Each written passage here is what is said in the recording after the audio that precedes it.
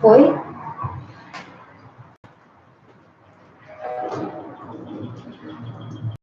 R$300.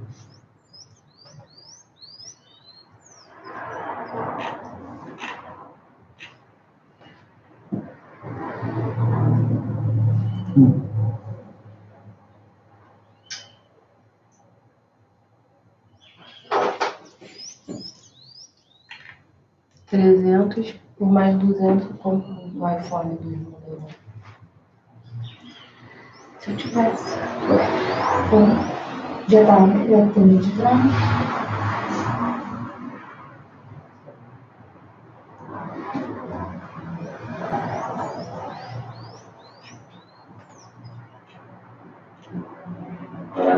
Cristina Ferro, oi. Oi, gente, vamos entrando, vamos esperar um pouquinho o pessoal entrar. Raquel, Fernanda Coelho.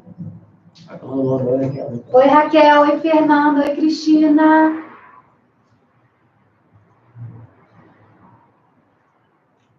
Tudo bem com vocês? Michele, Lilian? Flores? Lilian Fortuna. Nilson. Oi, Lilian. Pepe. Ilse. Diana, Belfília. Já Tô são dando 40 conta. online. Já não estou dando conta mais de reproduzir. Carol tá aqui, Bárbara, João, Geisa, Marcelo. Vamos entrando, pessoal.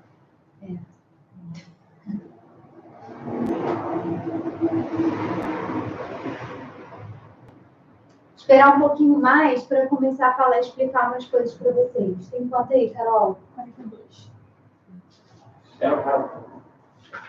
44. É que demora um pouquinho a entrar quando eu falo o link.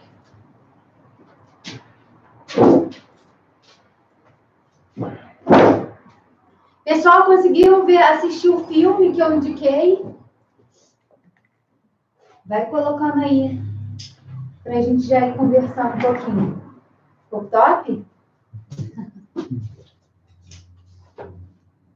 Esse aqui é um estúdio profissional já.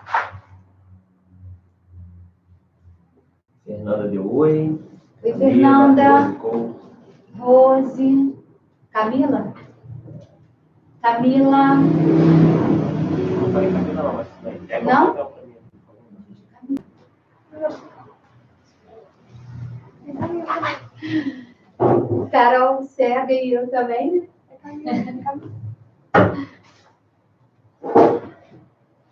Marcelo vai continuar nos desenhozinhos dele para ajudar a gente. Vocês abriram lá o que ele fez? Da última aula.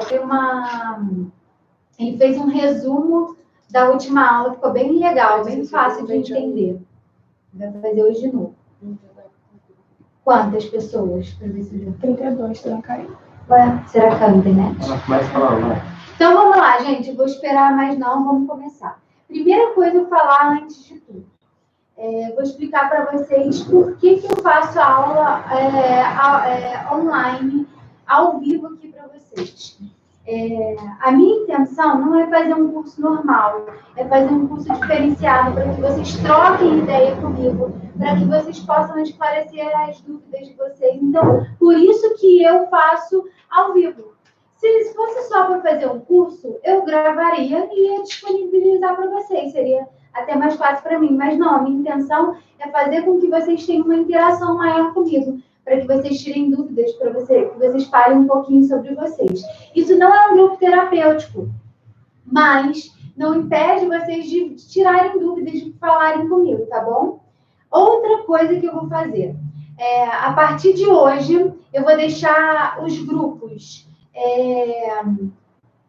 para vocês comentarem, aberto, para vocês comentarem até mais ou menos 8 horas da noite. A partir de 8 horas da noite, eu vou fechar para que ninguém comente mais, para que só fique eu colocando mensagem para vocês. Por quê? Às vezes muita gente comenta e o link vai se perdendo. E aí toda hora entra um pedindo link, entra pedindo link. Então eu vou fazer isso, tá bom? Vocês podem comentar, eu vou deixar esse tempo para vocês tirarem dúvida, para vocês comentarem. Eu vou fechar hoje à noite e só vou reabrir de manhã, antes um pouco da aula, beleza? Então, lembrando isso para ficar mais esclarecido, que eu acho que facilita a nossa comunicação, tá bom?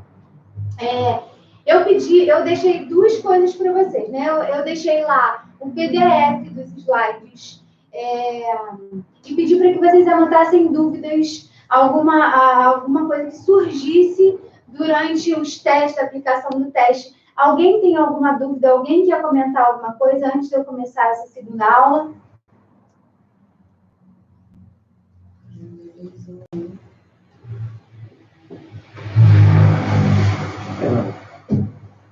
Tá boa a internet? É o seu delay mesmo.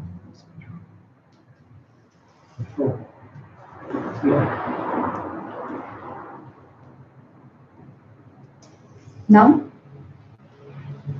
Não, tá ótimo. O mais acabou? Tá ótimo. Ninguém comentou nada? Disseram que ainda não terminaram o teste.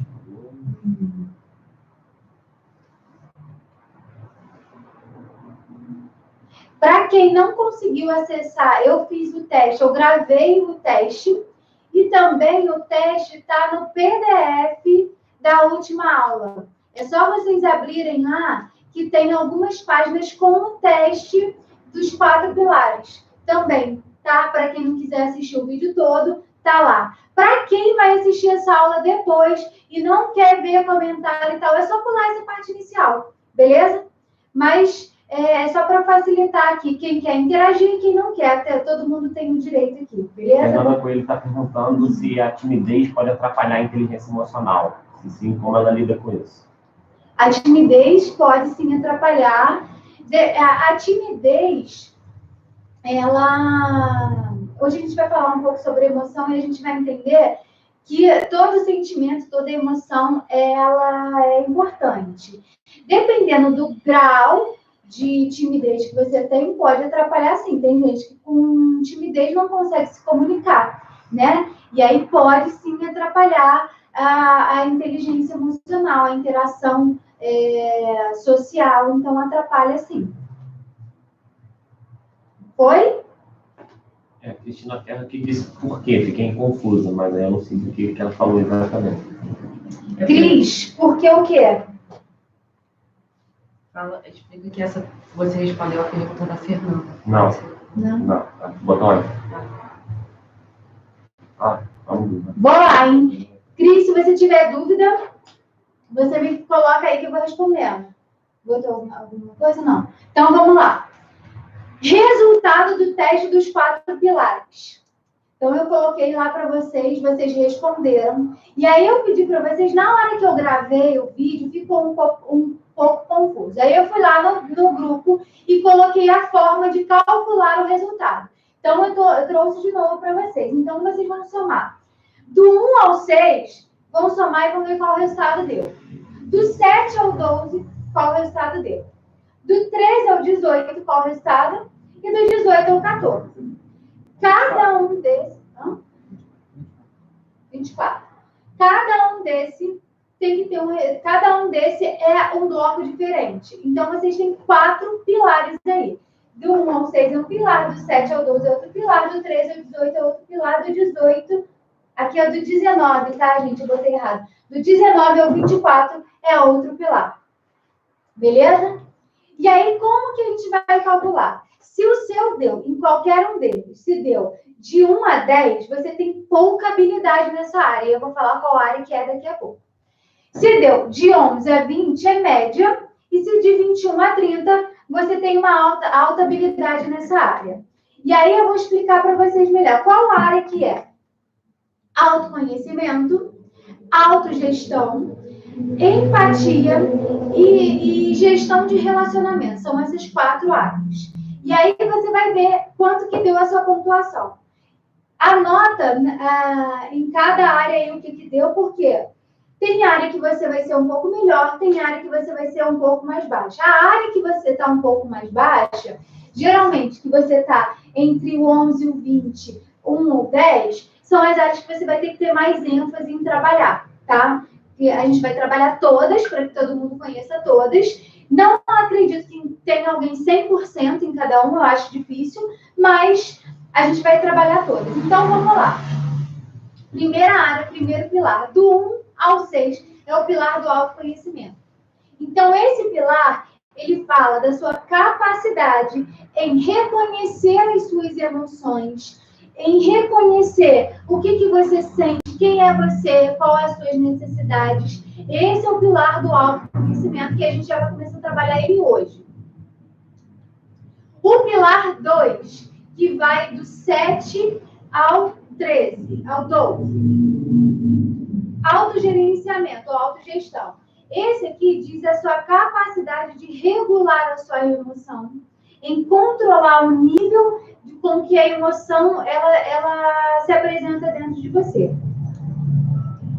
O terceiro pilar, que vai do 13 ao 18, fala da empatia, que é a sua capacidade de se colocar no lugar do outro, entender a emoção do outro. E o último pilar, que vai do 19 ao 24, que é a gestão de relacionamento. É como que eu lido com controle de conflitos, como que eu trabalho a minha comunicação. Lembrando, nós vamos trabalhar os 4 pilares. Eu só fiz o teste para que vocês avaliem qual o pilar que vocês precisam dar mais enfoque. Tá bom? Posso passar? Então, vamos começar a aula de hoje, que a gente vai falar de autoconhecimento. E hoje a gente vai compreender as emoções. O que a gente vai estudar hoje? As emoções, como nascem as emoções, quais são as emoções, para que servem as emoções, como se apresentam as emoções, a diferença entre emoção e sentimento e os sentimentos. E emoção e memória. Beleza?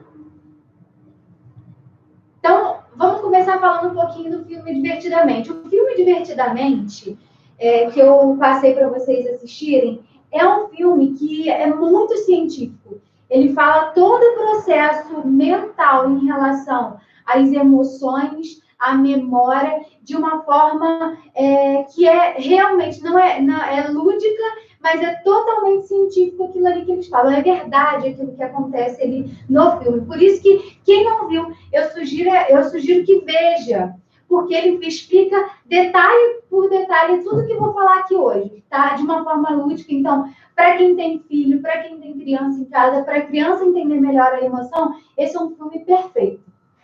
Beleza? Então, vamos lá. Primeira coisa que é abordada no filme. As emoções são inatas. O que é isso? Inata é uma coisa que nasce com você. Beleza? E aí, como que começa a emoção dentro da gente? Já enquanto feto na barriga da nossa mãe, a gente já começou a ter contato com as emoções.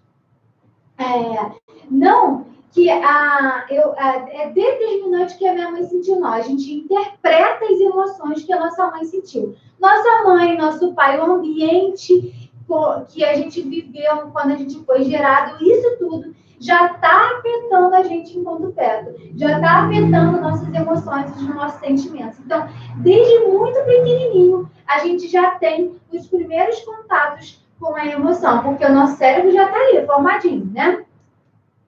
E, quando criança, quando a gente nasce, de fato, já começa a expressar as primeiras emoções, tá? Então, aí é o primeiro contato que a gente já tem com a emoção. Todas as emoções são importantes. Eu vou falar uma por uma agora, mas antes de falar delas, não existe emoção boa e emoção ruim. Por mais que elas prejudiquem a gente às vezes, né? Uma pessoa com excesso de raiva, ela é capaz de matar alguém. Mas não é a raiva que faz ela matar alguém, é o nível de raiva que ela não consegue controlar, que faz com que ela tenha uma atitude impulsiva e ela acaba fazendo isso. Mas todas as emoções são muito importantes para a gente, e a gente vai ver agora cada uma delas. Primeiro é o nojo.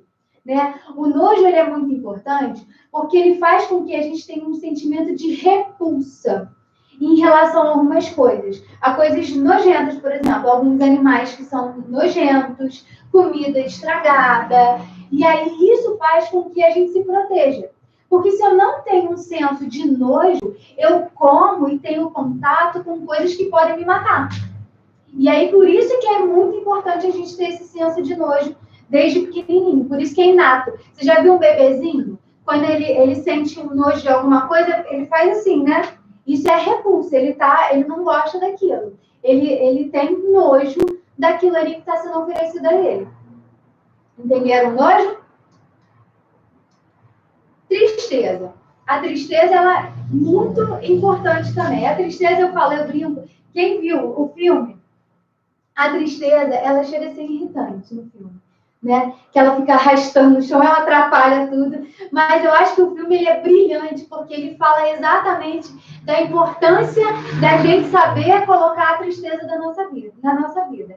A tristeza ela é importante porque ela faz com que a gente tenha um momento de introspecção. O que é isso? É um momento que a gente olha para a gente, que a gente se dá conta de quem a gente é, que a gente se dá conta de como que está a nossa vida. Esse momento que a gente está vivendo agora está fazendo muita gente ter essa questão da introspecção, da gente se avaliar e ver como está sendo a nossa vida. Avaliei através da tristeza, eu posso me modificar, eu posso mudar a minha vida. Então, a tristeza ela é fundamental para isso. Ela faz com que a gente se transforme. Se eu não tenho tristeza, eu não consigo avaliar como está sendo a minha vida.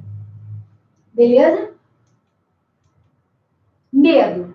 O medo ele é fundamental. Sem medo, a gente poderia se matar, né? Porque a gente não ia ter senso de perigo e aí a gente poderia se colocar em risco. Então, o medo, ele dá o senso de perigo para que a gente fique protegido das coisas, né? A criança, geralmente, ela tem menos senso de medo, né? De perigo. Então, ela se coloca mais em risco. Por isso que o adulto que tem um cérebro mais desenvolvido, ele consegue fazer isso melhor pela criança. Mas a criança, o bebezinho, ela já tem, em alguns momentos, tem até estudos que mostram quando é que um bebê sabe que tem que parar, que vai cair. Tem alguma idade, agora eu não me lembro exatamente, são meses, 2 anos, né? Com 2 anos, a criança ela já percebe que tem um buraco e ela já recua. Porque o perigo, ela tem a percepção do perigo. Quando é muito pequenininho, isso ainda não está totalmente formado, mas tem. Aí já tem a questão do medo, de sentir que está passando por uma coisa que pode colocar a vida dela em risco. Depois do medo, a gente tem a alegria, que é um sentimento que gera muita energia na gente, para que a gente realize, para que a gente se transforme, para que a gente tenha motivação, para que a gente caminhe. Então, a alegria ela é muito importante para isso, para gerar essa energia, para que a gente tenha plenitude, para que a gente tenha um sentimento de bem-estar, de prazer. A alegria traz isso tudo para a gente. A raiva é um sentimento importante, porque a raiva, ela faz com que a gente tenha uma energia muito grande interna e que não permita que a gente caia em situações de injustiça. Então, a raiva faz com que eu me proteja das injustiças. Se eu não sinto raiva, já falou com alguém assim, você tem que parar de ser bobo. Geralmente, a pessoa não tem muita raiva. Naquele filme Milagre da Cela 7, o Milagre da Cela 7 fala muito bem disso. O ator principal, o personagem principal, ele tem um transtorno mental e ele não tem raiva. Você vê que ele não tem raiva, né? Então, ele apanha, ele é injustiçado porque ele não sente isso aqui. Ele é tão puro, ele é tão ingênuo que ele não tem raiva. E ele não consegue se proteger. Então, a raiva faz com que a gente se defenda, se proteja das coisas. Então, é o que faz a gente ver uma coisa errada e se posicionar diante daquela coisa errada. Beleza? Então, essas são as 5 emoções básicas que eu já tinha falado com vocês na aula anterior. A gente trabalhou uma por uma. Então, para que servem essas emoções básicas? Servem para que a gente tenha uma energia todas elas geram energia no nosso corpo, porque lembra que a emoção, ela gera energia que faz a gente se movimentar, então ela gera essa energia para que a gente tenha alguma atitude, para que a gente tenha alguma ação. Então, todas elas são muito importantes. A emoção faz com que a gente se proteja das coisas. E se eu não tenho emoção, eu fico vulnerável. Beleza? Então, como cada uma delas se apresenta no nosso corpo? É importante falar disso. Isso quando eu trabalho, às vezes, muitas pessoas falam, isso é igual que você estivesse falando com criança. Criança que não entende. Eu vou falar, não é. Porque adulto também não entende como que as emoções se expressam. Então, por isso que eu resolvi trabalhar com vocês toda a expressão, detalhe por detalhe da emoção, para que vocês entendam melhor. Lembra, eu preciso compreender em mim para poder compreender no outro. Então, a primeira emoção, o nojo que eu falei. Como que é a expressão do nojo? É repulsa. Eu vou querer um afastamento. Então, eu faço a careta, né? Eu faço a cara de nojo. Essas expressões que na personagem aqui está muito bem definida, é a emoção do nojo. É a representação do nojo. Então, não tem ninguém que sinta nojo que fica com a cara normal. Ela vai ter essa expressão com essa careta meio assim, de não querer. Tristeza.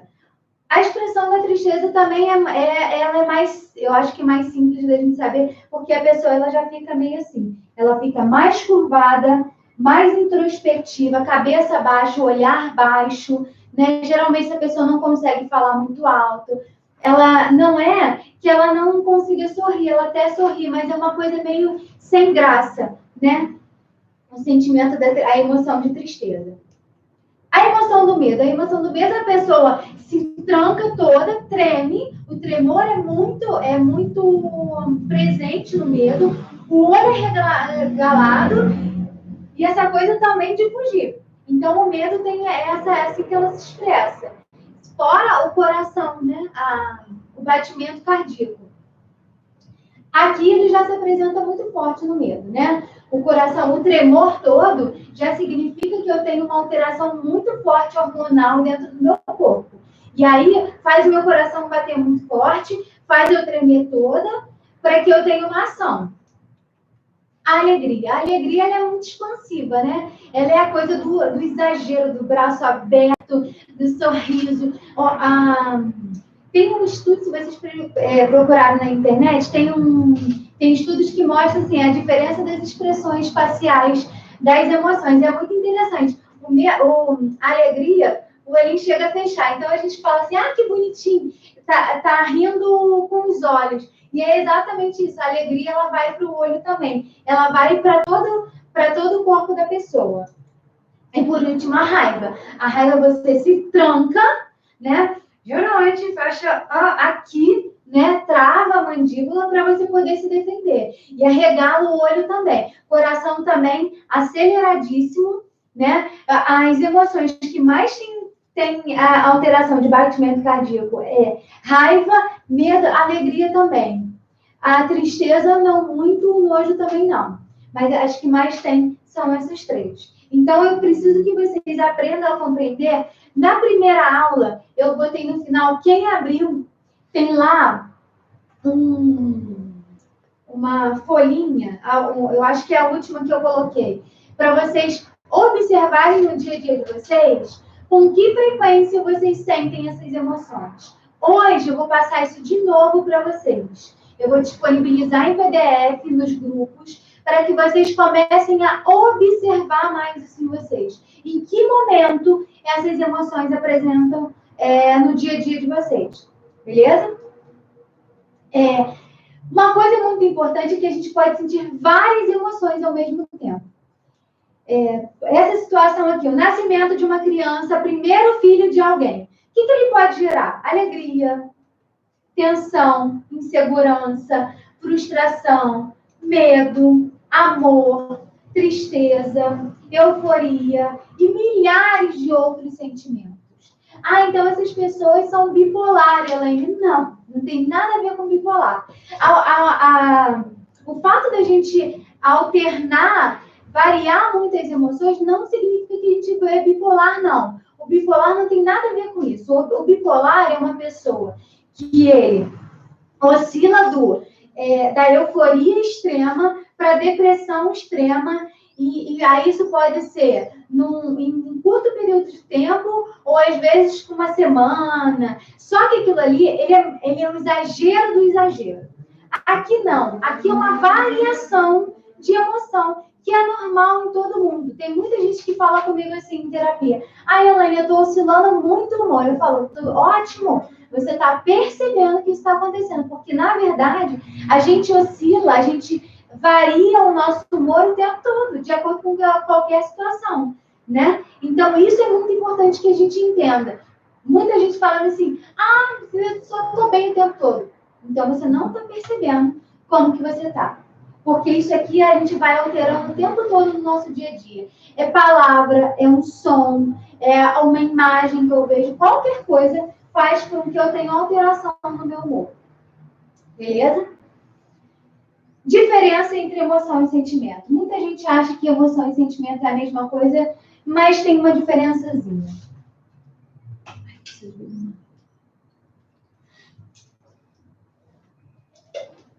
A emoção é inata, como eu já falei, então ela nasce com a gente.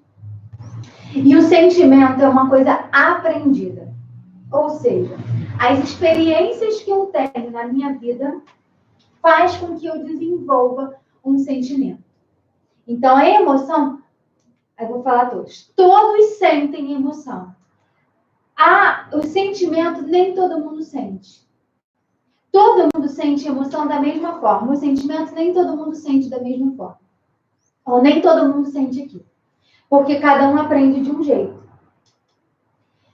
Emoção. Emoção tem a reação do sistema límbico, que eu já mostrei para vocês, eu vou mostrar também, e a percepção de um estímulo ambiental. Então, na emoção, eu tenho a atuação lá do meu cérebro, ele é ativado, de acordo com a percepção que eu tenho no estímulo do ambiente. O sentimento, ele envolve já um processo cognitivo, um processo de interpretação, um processo de pensamento é envolvido no sentimento. A emoção, ela é irracional, o sentimento ele é racional, ou seja, eu penso em relação a ele. Emoção dá origem aos sentimentos, e os sentimentos são os desdobramentos das emoções.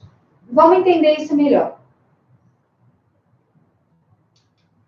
Sentimento, então, eles são adquiridos ao longo da vida, seja por influência da nossa família, religião, da nossa sociedade, qualquer coisa pode influenciar o nosso sentimento. E alguns exemplos de sentimentos. Culpa, ciúme, vergonha, orgulho, vaidade. Isso tudo nasce depois dentro da gente, de acordo com a influência das nossas famílias. Então, eu vou explicar mais ou menos como funciona lá no nosso cérebro. Lembra dessa figura que eu botei lá na aula?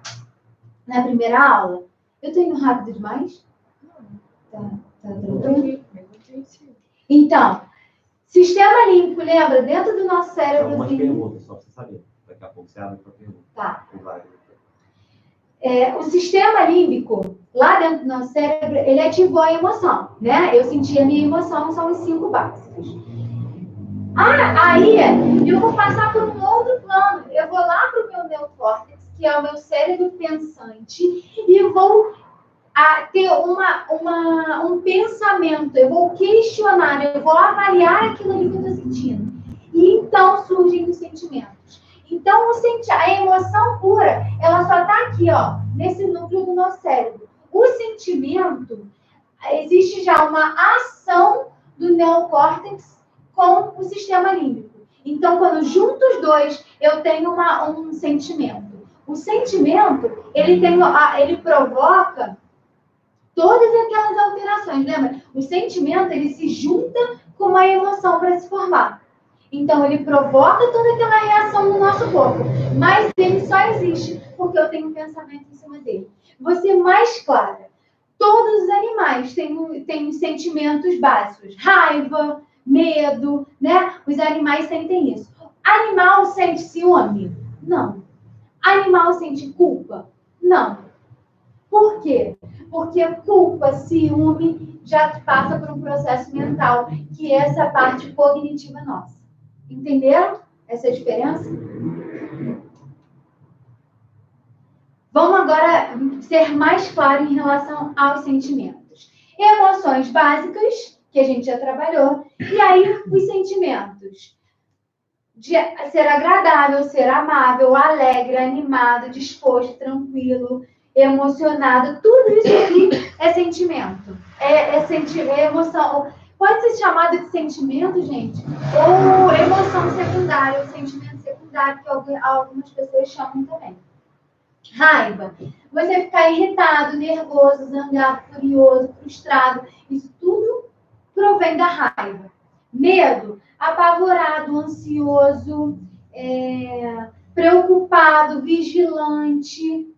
Isso tudo vem do medo. Nojo, você ficar com aversão, incomodado, desgostoso, horrorizado, isso vem do nojo. Tristeza, desiludido, emocionado, infeliz, magoado, nostálgico. Essa daqui vem da tristeza. Então, essas são algumas básicas, tá? Tem muito mais, tá?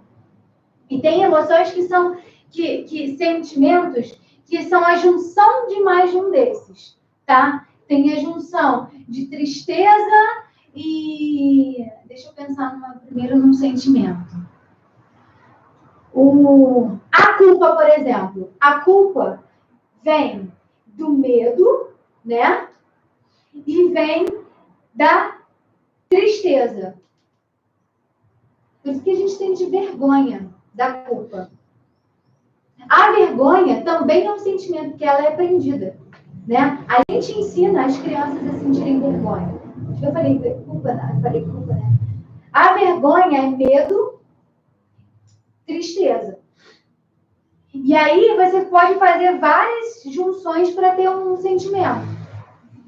Beleza? Ali eu vou falar como ela se... Quer responder algumas perguntas, então? Deixa eu terminar, melhor. Avisa. Quem não quiser. Gente, vocês estão fazendo pergunta, podem continuar fazendo perguntas que eu vou responder quando eu acabar aqui, tá? Porque aí fica gravado. Quem não quiser assistir, não precisa assistir as respostas, beleza?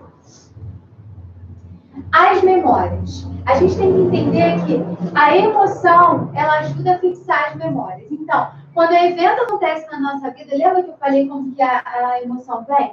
O evento acontece, eu tenho uma percepção daquele evento.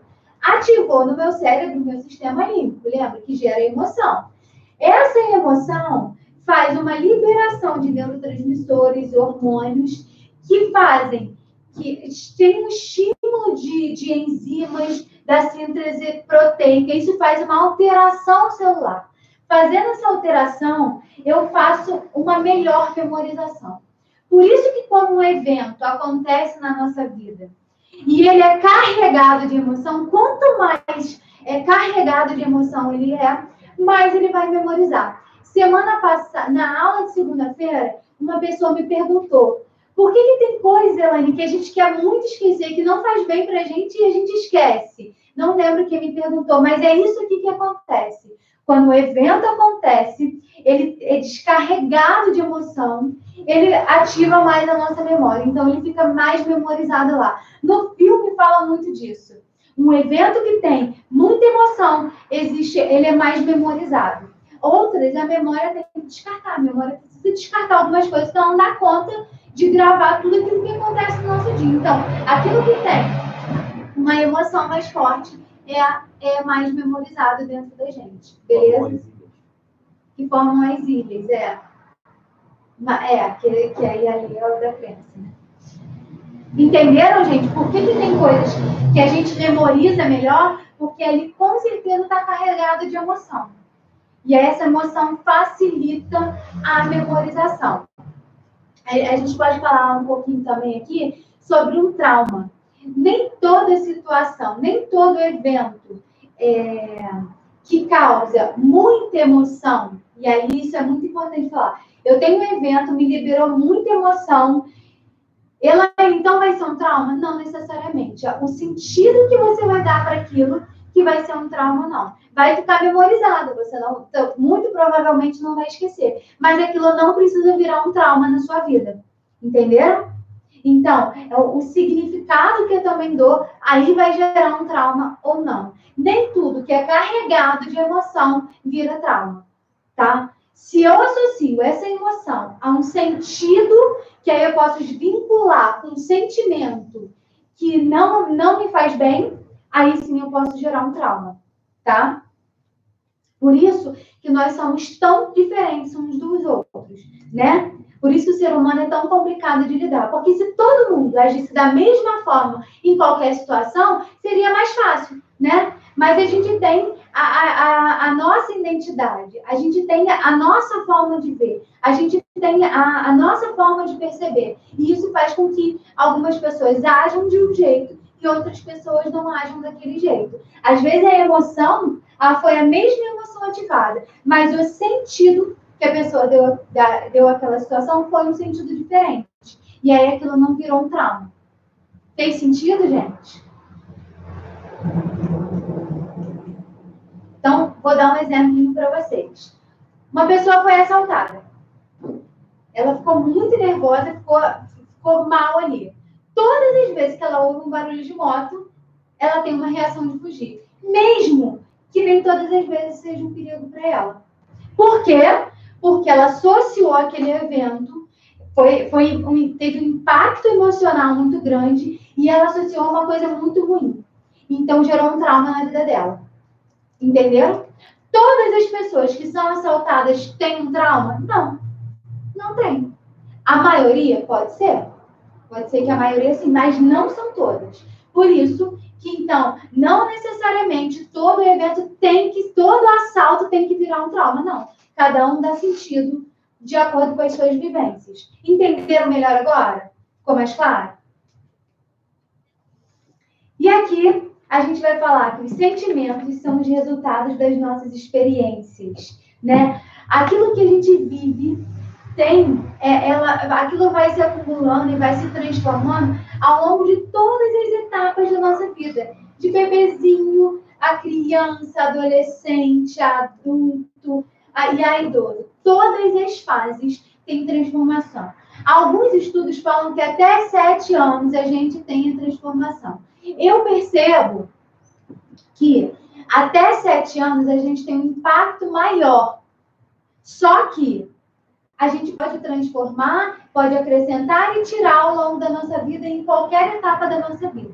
Então, tudo que a gente vive de experiência é transformado em sentimento, porque a gente deu um significado àquilo que está acontecendo. Entendeu? Então, o sentimento tem uma atribuição de sentido, de significado. E aí, por isso que uns são mais traumáticos ou não. De acordo com os nossos pais, com os nossos professores da escola, com a nossa crença religiosa, com a interferência que a gente tem na nossa vida com o nosso trabalho, isso aqui é transformado. E aí, a gente é mais ou menos isso aqui. Isso aqui é muito clichê, né? Dentro da psicologia, mas eu acho que isso fala muito do que é a gente. Aqui está tudo que é consciente nosso. Então, quando você percebe a sua emoção, está aqui, alguns sentimentos está aqui, está na parte consciente. Nessa parte inconsciente estão as crenças. Aquilo que você tem mais dificuldade de acessar, mais dificuldade em perceber. Porque a gente age o tempo todo no piloto automático, né? Quando eu falo muito para as pessoas assim, olha, percebe ao longo do seu dia, como que tá, o que você pensou, o que você sentiu. As pessoas chegam uma semana depois para mim no consultório e falam assim, nada. Você acha que uma semana alguém não viveu nada? Alguém não sentiu nada? Não. Ela viveu, ela sentiu, ela não percebeu. Ela está mentindo para mim? Não. Ela só não percebe. Porque ela está tão no automático que ela não consegue perceber a vida dela. E aí, isso que a gente vai trabalhar. Na próxima aula, a gente vai falar exatamente disso. Aí a gente vai falar mais profundamente quem nós somos, as nossas crenças. A gente vai trabalhar isso, porque a gente ainda está na questão do autoconhecimento. O autoconhecimento é um pilar essencial para a gente poder modificar. Tá bom? Eu não vou falar mais nada, depois eu só vou falar as tarefas. Então, vou responder agora as perguntas, gente. Quem tiver dúvida, coloca aí no chat. Vai lá.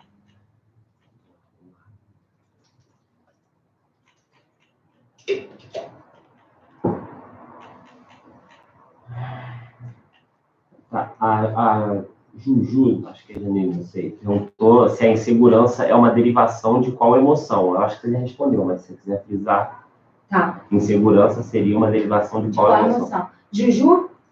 Aqui tá, Juju. Juju perguntou se a insegurança é uma derivação de qual emoção? É do medo.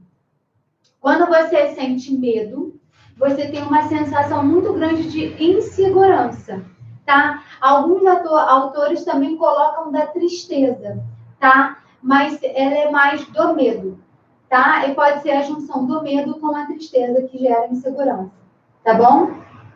O medo, a Rosileia falou, o medo paralisa e impede de tomar certas decisões. Qual a melhor forma de se trabalhar isso? Aí a corroborando, que é a mesma coisa da Rosileia e da Marina. O que fazer quando as pessoas se fecham e não conseguem ter atitude? Como se tivessem... Ah, não. Não. Isso é outra coisa. O medo paralisa e impede a tomar certas decisões. Qual a melhor forma de se trabalhar isso?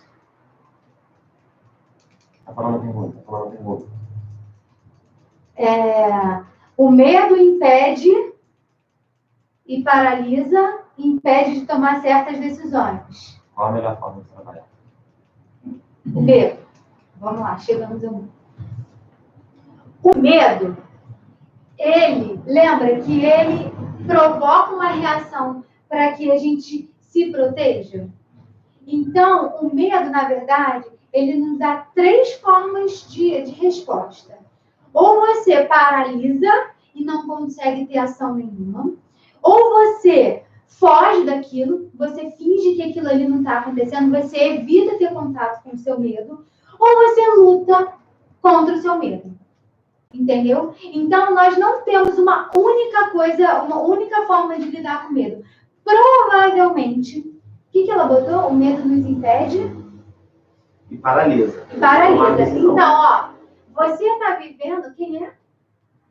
Rosileia, você está vivendo na paralisia do medo. Não necessariamente você precisa ficar aí.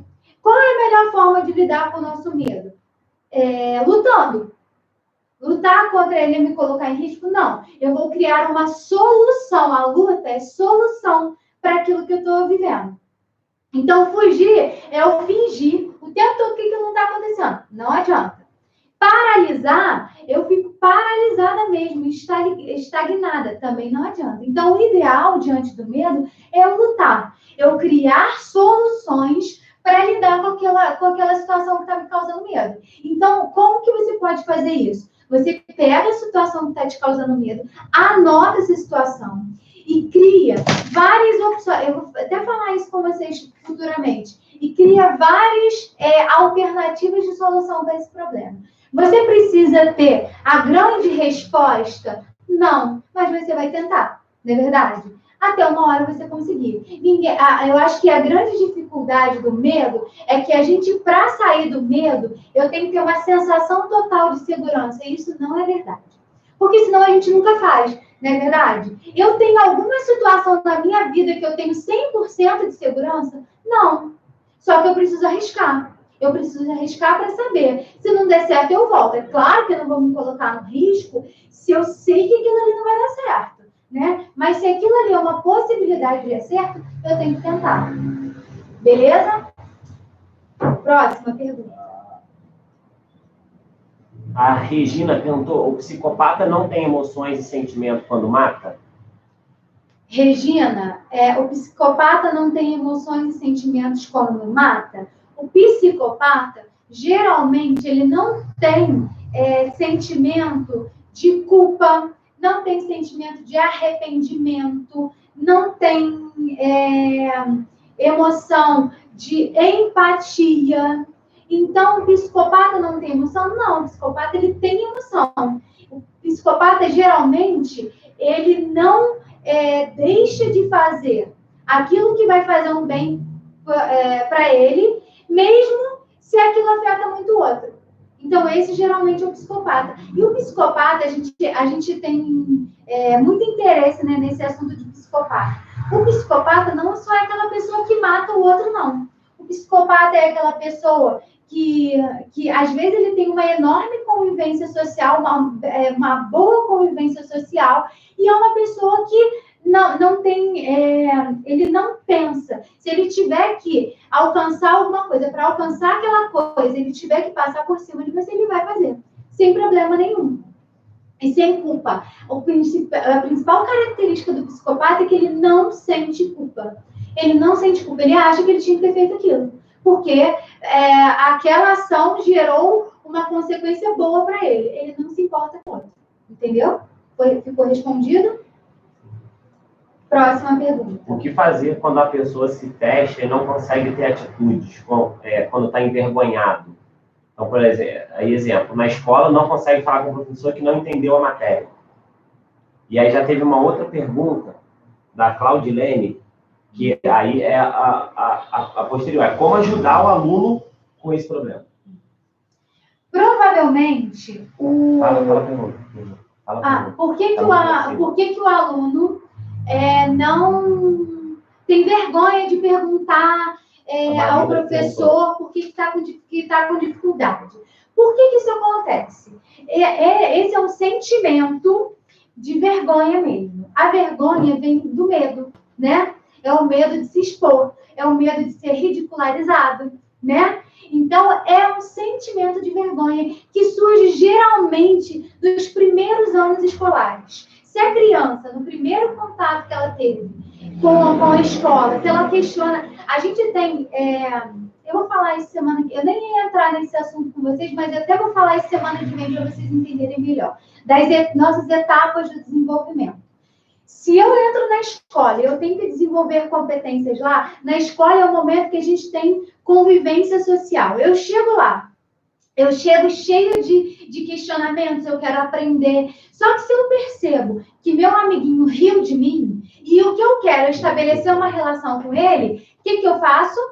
Eu não faço mais a pergunta, para não ser ridicularizado. Então, geralmente, crianças que não perguntam, não tiram dúvidas, que têm vergonha, é porque elas não querem ser ridicularizadas. O que o professor pode fazer, ou o que os pais podem fazer diante dessa situação? Conversar com essa criança, com esse adolescente, dizendo que não precisa ter vergonha do conhecimento, que o conhecimento é importante, que ninguém nasce sabendo tudo, que o professor, por mais saber que ele tem, ele também não sabe tudo, e que não é vergonhoso perguntar.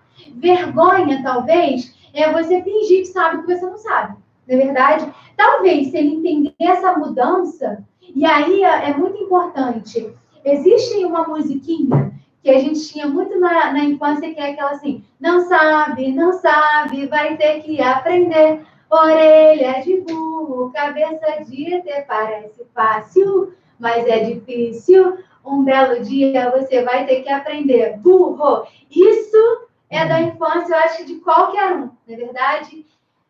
Isso aí traumatiza muita gente.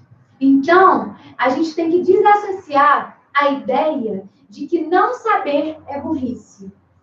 Burrice é quando você insiste em fazer uma coisa que não deu certo. Não é verdade?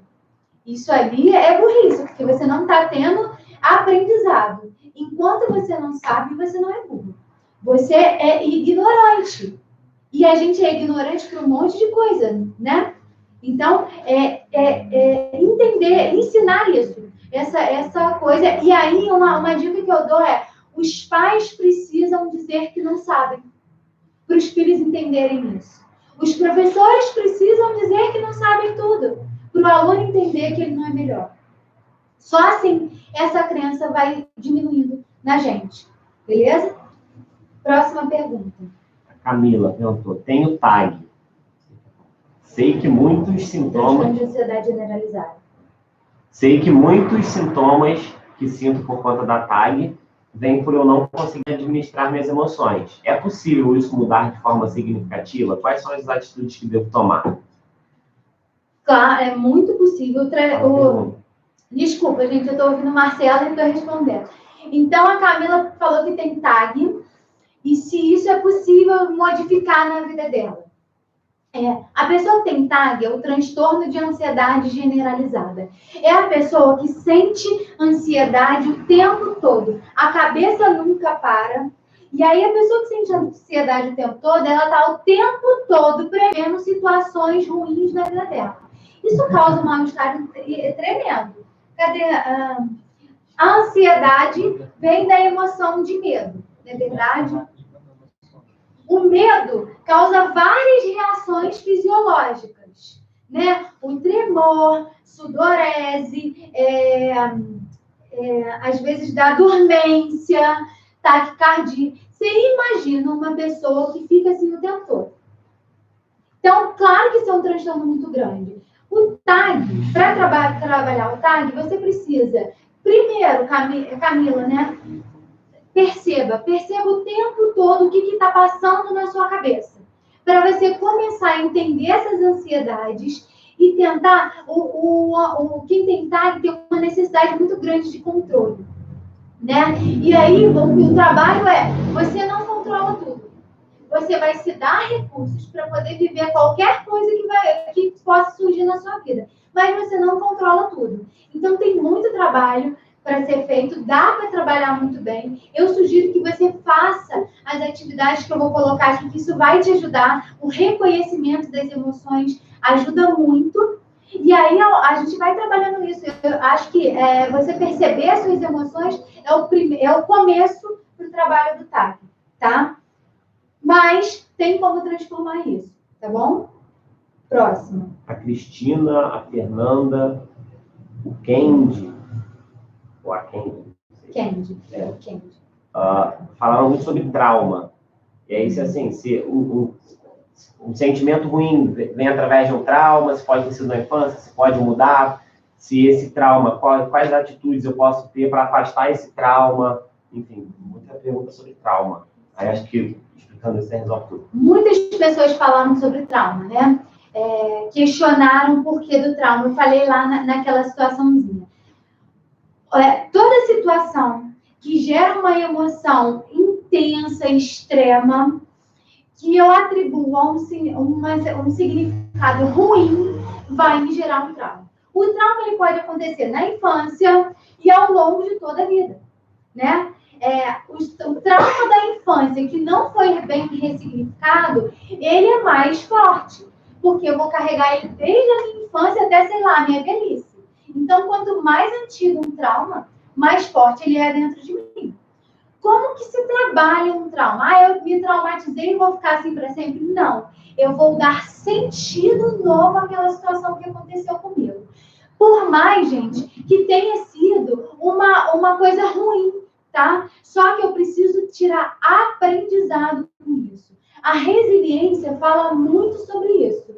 Sobre você pegar um evento que é difícil de lidar, você pegar o que aquilo te trouxe de bom. Porque eu falo assim, nem sempre uma situação é totalmente boa, nem totalmente ruim. Então, você vai ter que pegar alguma coisa que você aprendeu, mesmo que tenha sido depois daquela situação, e vai dar sentido novo à sua vida. Assim você sai do trauma. Se você não consegue enxergar um sentido novo, um sentido positivo naquilo que aconteceu, é muito difícil você transformar esse trauma. Mas o ideal é que você ressignifique aquilo que você viveu, ressignifique o sentido que você deu para aquela situação. Aí o trauma vai enfraquecendo em você, tá bom? Espero que tenha respondido. Teve uma muito boa aqui, que é a baixa autoestima. A Claudilene perguntou, a baixa autoestima na infância pode ser curada na vida adulta? Claudilene me perguntou se a baixa autoestima na infância pode ser curada na vida adulta. Sim, pode sim. Eu preciso primeiro entender, né? Entender aquilo lá que aconteceu na minha infância, que me gerou esse sentimento de autoestima baixa, de inferioridade. E aí eu vou tentar curar aquilo que aí, lembra, o trauma tá ali. Eu vou tentar curar aquilo lá da minha infância. E aí é muito importante que vocês entendam que a gente não pode curar o adulto, porque não foi o adulto que foi machucado, foi a criança que foi machucada. Só que a criança está dentro da gente. Então eu tenho que entender que essa criança está dentro de mim. Eu preciso me colocar naquela fase que eu tive essa ferida, que eu tive esse machucado.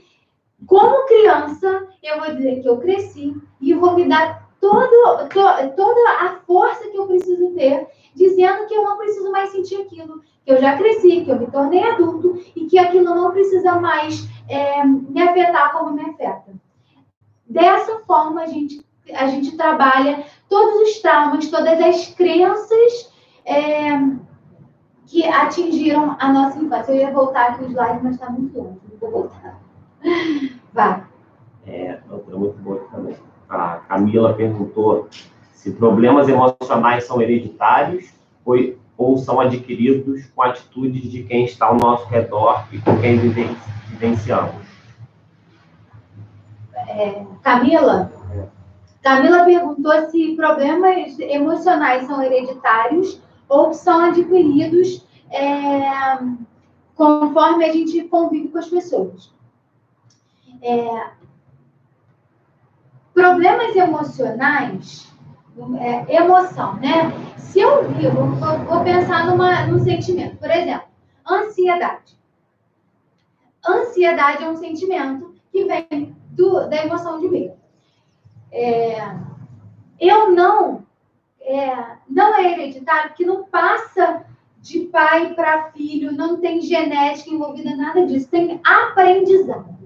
Então, se eu estou num ambiente que as pessoas, quanto menor, mais influência tem, eu recebo a influência. É claro que eu tenho minha capacidade de dar sentido às coisas, mesmo sendo muito pequena. Mas, por exemplo, se eu nasci numa família de uma mãe ansiosa, de um pai ansioso, de todo mundo ansioso, existe uma forte tendência de desenvolver ansiedade. Por quê? Porque os meus pais dão sentido às coisas que acontecem na minha vida, na vida. Então, por exemplo, o meu pai quebrou o carro dele. Aí ele chega em casa desesperado, dizendo o que ele vai fazer da vida dele, porque ele não sabe como consertar. Aí a sua mãe fica nervosa. E você tá ali criança, você só tá ouvindo aquilo, mas você tá ouvindo. A forma como eles resolvem aquele problema é com muita ansiedade, com muito pavor. Se você não tem outro exemplo a seguir, outra pessoa a se espelhar, provavelmente você vai desenvolver ansiedade, porque foi aquele padrão que você viu. Então é muito difícil, se você não teve um outro modelo, você ser diferente daquilo. Só que, para nossa sorte, existem outras pessoas que aparecem na nossa vida, né? Um professor na escola, um pai de um amiguinho. E essas pessoas, às vezes, salvam a gente, né? Não, gente, que o pai e a mãe têm culpa, não, porque eles também sofrem daquilo, né? Mas isso acaba afetando a gente, né? Então, o ambiente que a gente vive pode influenciar, mas nós somos responsáveis por dar sentido e significado àquilo que a gente está vendo. Principalmente na vida adulta, né? Enquanto criança, menos, mas na vida adulta, muito maior. Ok? Foi? Tem mais alguma? A última aqui, perguntou o TDAH e as emoções. Como é que funciona? Alguém me perguntou sobre o TDAH e as emoções. Não entendi muito essa pergunta. E as emoções? Quem tem TDAH tem todas as emoções da mesma forma. Consegue lidar com todas as emoções da mesma forma. O TDAH, se tem uma ênfase mais na impulsividade, ele só vai ser mais impulsivo, sabe? Na hora de reagir à emoção. Mas as emoções que ele sente é exatamente a mesma coisa que a gente sente. Só a forma de reagir que vai ser mais impulsiva. Ou ele vai ser mais distraído, né? Ou ele vai ser mais impulsivo, mais agitado. O fato da pessoa ser mais agitada não significa que ela sente mais emoção, não, tá? Só que ela externaliza de uma forma mais incisiva, mais evasiva às vezes. Mas ela não é que ela sente mais emoção, ela só não sabe controlar aquelas emoções dentro dela, tá bom? Eu acho que é mais ou menos isso que a pessoa quis saber, tá? Gente, mais alguma dúvida para eu poder passar a tarefa de casa? Pode passar um 3 e 3 já, então eu vou passar a tarefa de casa. Voltei tudo. Tá acabando.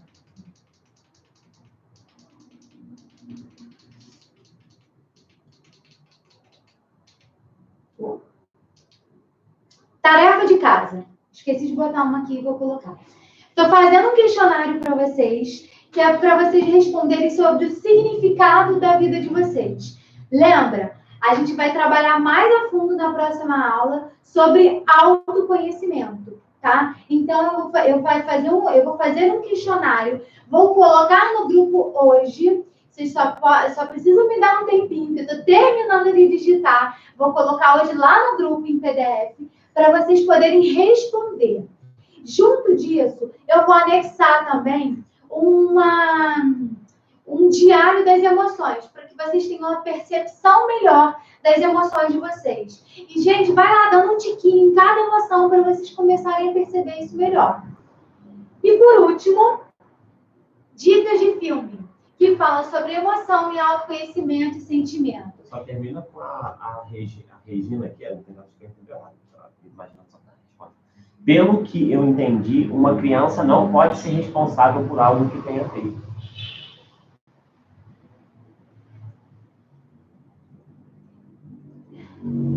Olha só, Regina me perguntou, disse que pelo que ela entendeu, uma criança não pode ser responsável por algo que ela tenha feito.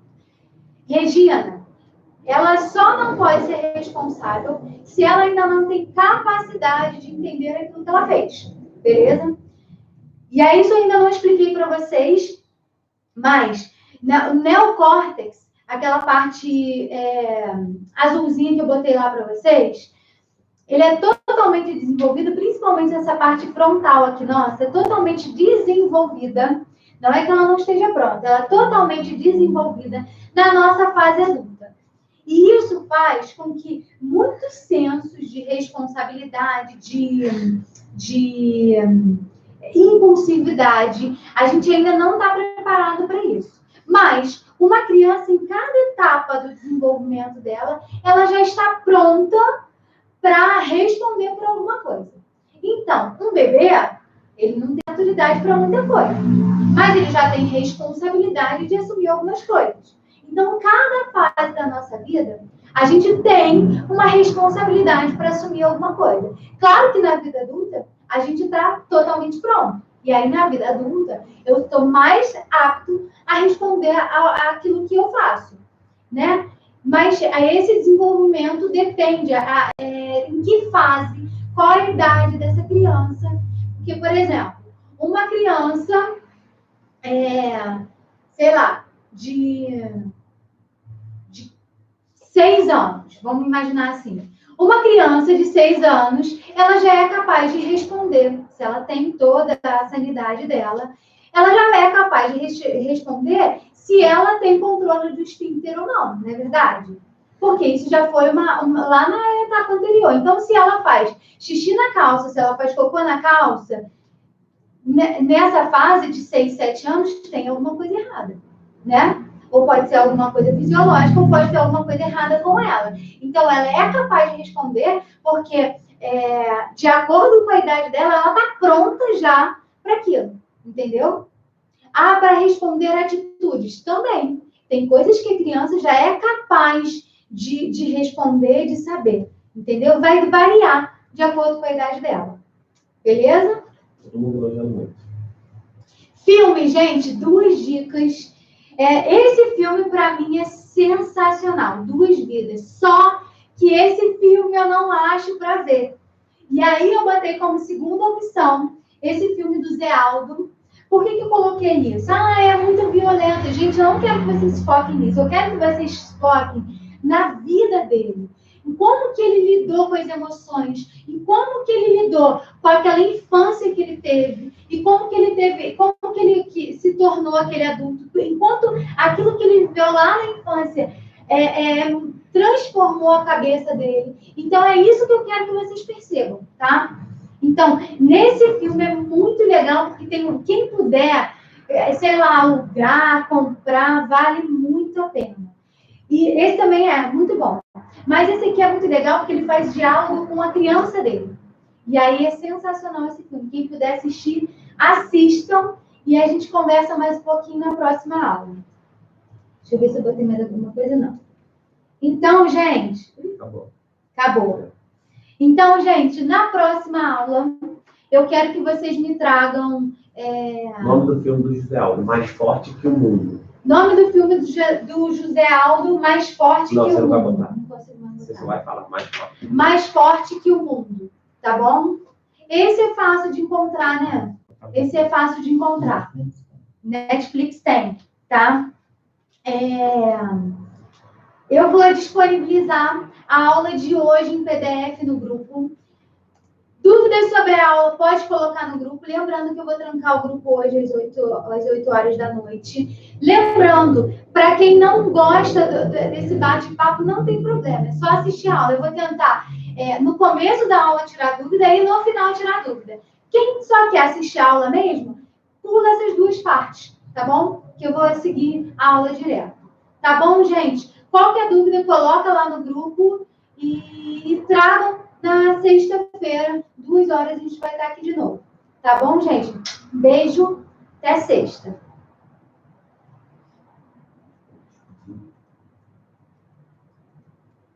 Não.